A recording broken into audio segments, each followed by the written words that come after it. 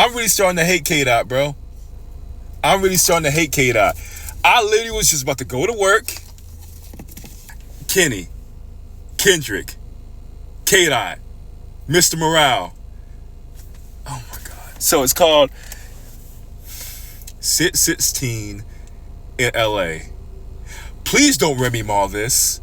Remy Ma killed Nicki in the first track, but then she blew it. I don't know what to expect. The MMG logo? Okay. We're going in. A few moments later. Fresh out of work. Fresh out of working out. Y'all already know what's going on. My final thoughts. My overall review of this new track by Kendrick Lamar, in which he backs to back Drake. Let's talk about it. So, before we get started on the actual verses, let's talk about, again, the title track and the cover art. Title track being named Sit 16 in LA, and the cover art being a picture of a black Maybach glove. I do not know if it's in Drake's mansion, but you can definitely tell there's a lot of layers off just those two alone, from Sit 16 being Tupac's birthday and also Father's Day this year, to it also being the premiere date of the title series Euphoria, which is executive produced by Drake, to it's being the day where O.J. Simpson was tried for murder, to where it's also Nicole Simpson's funeral, all having a connection to the black glove, and also having a connection to story of O.J., possible nod to story of Adidon, in which Pusha used the story of O.J. as the instrumental, to even the glove that's just connected to the Michael Jackson comparisons that Drake always liked to use. And even the instrumental has some layers to it, in which it's Al Green, and the song that Al Green is being sampled, Love, it was produced by Drake's uncle. And even the layers of when Kendrick said in Euphoria, back to back, I like that record. We're going to get back to that record in a second. And Al Green and Teddy Pendergrass having an album called Back to Back. And even the biblical, verses from Sit 16. I'm at that point where it's like, if I'm hoping that these are just coincidences or even reaches by the fans, because if this is all planned out by Kendrick, this is a scary individual. Kendrick is scary if he actually had this all in mind. And the crazy part about it is knowing how Kendrick approaches a song, knowing how he constructs his albums, it's not totally out of the realm. And that's the scary part and the genius part about it, because you have never seen this done in hip hop. You've seen it in some cases in which, like, Nas dropped Ether on Jay-Z's birthday. Pusha T made the blackface and dropped Story of Adidon 4 days after Infrared, as well as it being released on a day that 40 has a disease and it celebrates that disease. To even Tupac having Faith Evans sing Take Money and him using that for Hit 'Em Up. There's been times for it, but never in the history of hip hop has ever been this meticulous and layered off just the introduction when you first see the song. So, speaking of the song, let's talk about the verses. Now, offhand, Kendrick starts off with just a lyrical battery. And of course, because it's a timestamp song in which Drake is very known for to be at his lyrical peak in each song, in each time period he's dropped those songs. Obviously, he marks Drake's flow throughout the whole song and how he approaches the song. But I notice how interesting he starts it off. He says, Off-White Sunseeker at the Mariana, being a layer off of not only the material things, but also Sunseeker, Off-White. And just, again, poking fun at Drake's, fatherhood or lack thereof. And the crazy part about that whole situation is he is literally showboating lyrically. It's a soul sample, very dope soul instrumental, Shout out to Soundwave, and ironically, the producer, the Taylor Swift's producer, I do not remember the name, which makes the whole tailor-made thing even more crazy. He intentionally did that, and also it's just crazy. So going back to the lyrics, he goes into depth about the stuff that he values. He says a trifecta: money, morals, and culture. Like a new trifecta. He talks about how he elaborates that he's actually has some confliction in entering this battle with Drake, but he goes in full head, knowing, not caring about the consequences. I said this in the last review that I think he does not care about the consequences. He's just going for it.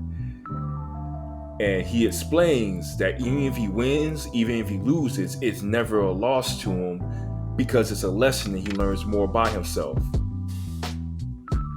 So it shows a different dynamic than how Drake would react if he would take a loss. Drake in Do Not Disturb said, I probably self-destruct if I ever lose, but I never do. As contrast to Kendrick, who does not let a loss of destroy his whole character, but a way to expand more about it. He sticks to the theme of Mr. Morale, and he stays true to his character throughout his whole career. And this is further proof. So after basically, which is a prayer to God about him stepping into a battle and showing off his lower, I don't want to say being war ready. We'll say that, war ready. He just dissects into Aubrey again, but it's not the same as Euphoria.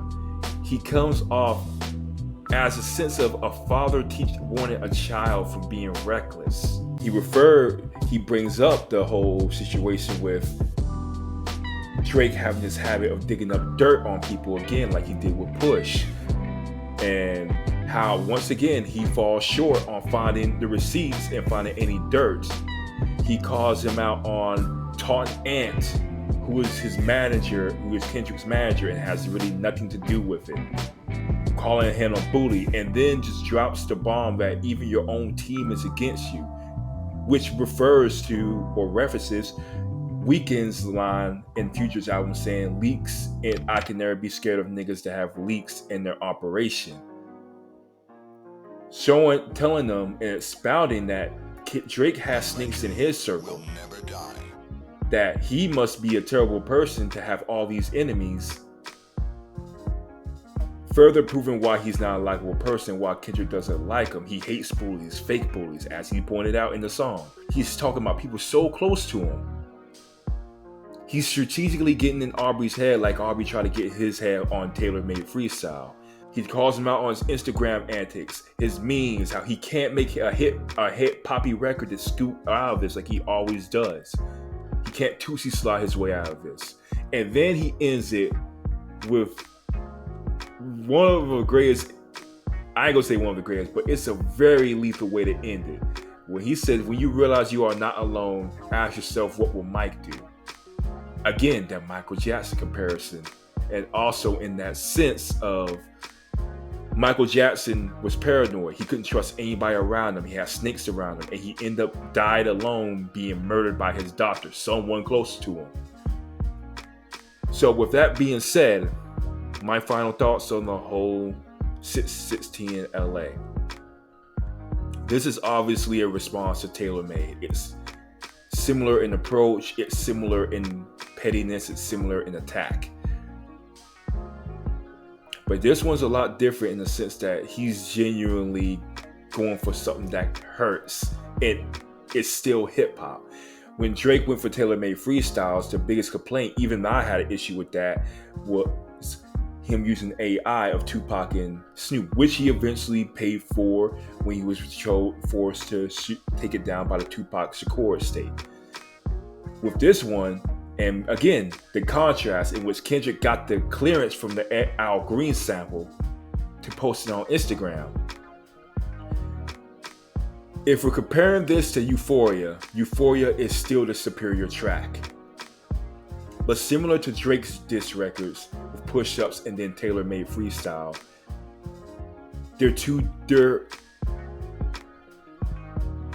Kendrick made Euphoria for hip-hop, for the culture. I think starting from now, starting with 616 in LA, the rest of his attacks on Drake is going to be for him. It's not going to be for hip-hop. I mean, it is for the sake of hip-hop, for battling, because he's a rapper. But it's going to be personally for Drake. He's going to say things to Aubrey that only he understands at some points. And he knows. And that's where things getting spooky. If we're really comparing the tracks, because they both dropped 2 diss tracks. Euphoria is better than Push-Ups. 616 in LA is better than Tailor-Made Freestyle.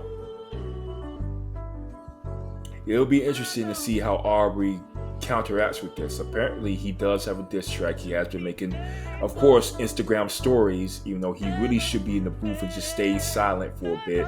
There's power in silence. I see he doesn't acknowledge that or use that tool, but at the same time, that's always been Aubrey's angle. And like Kendrick said, it's fizzling out. People are figuring you out.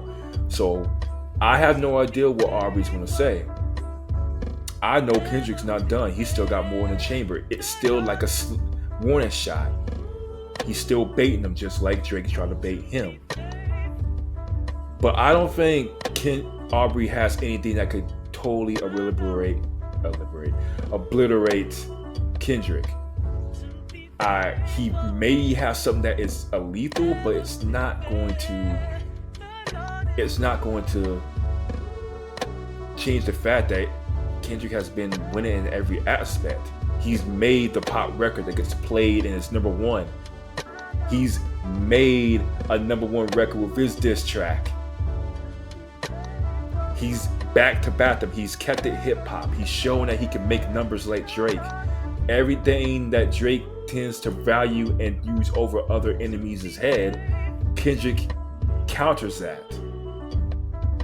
This track was basically, I've shown that I could do everything that you've done. Let me show you why you can't do what I can do. We'll see what Aubrey has to say. If he drops something tonight, I will do a live reaction.